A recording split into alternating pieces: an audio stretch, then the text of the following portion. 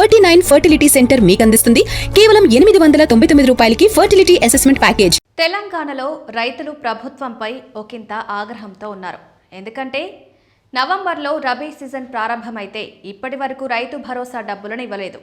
దాంతో తమకు పెట్టుబడి సాయం రాలేదని రైతులు కోపంతో ఉన్నారు. అందువల్ల మున్సిపల్ ఎన్నికల్లో ప్రభుత్వానికి వ్యతిరేకంగా ఓటు వేయాలని ఆలోచిస్తున్నట్లు సీఎం రేవంత్ రెడ్డి ప్రభుత్వ వర్గాలకు రహస్య సమాచారం అందిందని తెలుస్తోంది. అలా జరగకుండా రైతులు తమకే ఓటేయాలంటే రైతు భరోసా నిధులను విడుదల చేయడం అవసరమని సర్కారు ఆలోచించినట్లు సమాచారం. ఈ నెల 11న మున్సిపల్ ఎన్నికలు ఉండగా అందుకంటే ముందుగా ఈ నెల 10న రైతు భరోసా నిధులను అకౌంట్లలో జమ చేయాలని ప్రభుత్వం రెడీ అయినట్లు తెలుస్తోంది. 10వ తేదీ అంటే మంగళవారం ఆ రోజు బ్యాంకులు ఓపెన్ అయి ఉంటాయి. అందువల్ల నిధులను రైతుల అకౌంట్లో జమ చేయడం తేలికే. అలా జరిగితే అప్పుడు రైతులు తమకు డబ్బు చేతికి అందింది కాబట్టి కాస్త కోపం తగ్గించుకుని ప్రభుత్వానికి అనుకూలంగా ఓటు వేసే అవకాశం ఉంటుందని ప్రభుత్వ వర్గాలు భావిస్తున్నాయి. అంతా బాగానే ఉన్నా రైతు భరోసా మనీ ఇచ్చేందుకు తెలంగాణ ప్రభుత్వం దగ్గర మనీ లేదు. కానీ అప్పుడు తీసుకునేందుకు అవకాశాలున్నాయి. అందుకే అర్జెంటుగా 9,000 కోట్లను అప్పు చేయాలని ప్రభుత్వం నిర్ణయం తీసుకున్నట్లు తెలిసింది. ఇలా రుణాలు తీసుకోవాలంటే భారత రిజర్వ్ బ్యాంకుకు చెప్పాల్సి ఉంటుంది. అలా ఆల్రెడీ చెప్పినట్లు తెలిసింది. అందువల్ల రుణం తీసుకోవడానికి ఇబ్బంది ఏమీ ఉండదు. ఆ పని 10వ తేదీన పూర్తి కానుందని తెలుస్తోంది.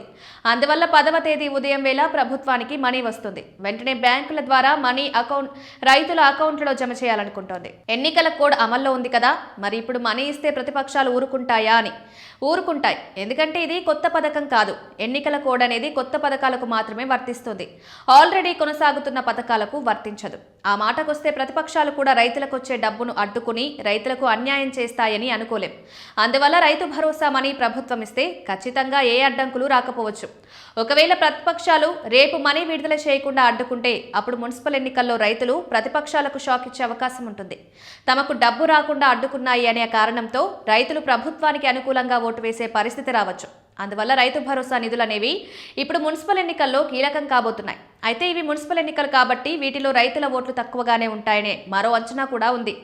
ఇదివరకు ప్రభుత్వం రైతు భరోసా నిధులను విడుదల చేసినప్పుడు 10 రోజుల పాటు జమ చేస్తూ వచ్చింది. ఈసారి అలా కాకుండా ఒకేసారి ఎక్కువ మంది రైతులకు జమ చేసే అవకాశం ఉంది.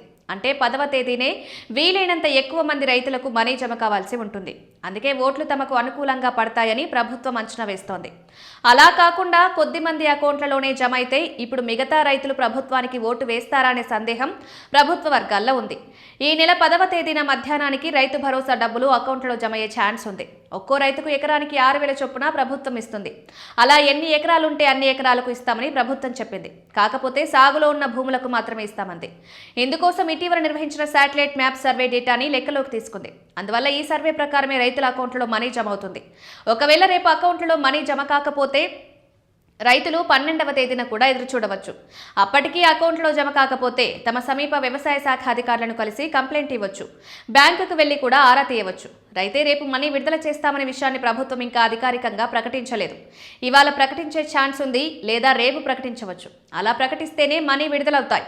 అంతా రిజర్వ్ బ్యాంకుపై ఆధారపడి ఉంది. ఒకవేళ మనీ రిలీజ్ చేయకపోతే రైతులు ప్రభుత్వానికి వ్యతిరేకంగా ఓటేస్తే మున్సిపల్ ఎన్నికల్లో రైతులు ప్రభుత్వానికి షాక్ ఇచ్చినట్లవుతుంది. అది సర్కార్కు సమస్య కాగలదు. ప్రతిపక్షాలకు ఆయుధం ఇచ్చినట్లవుతుంది. సర్కార్ ఆ పొరపాటు చేయకపోవచ్చని విశ్లేషకులు అంచనా వేస్తున్నారు.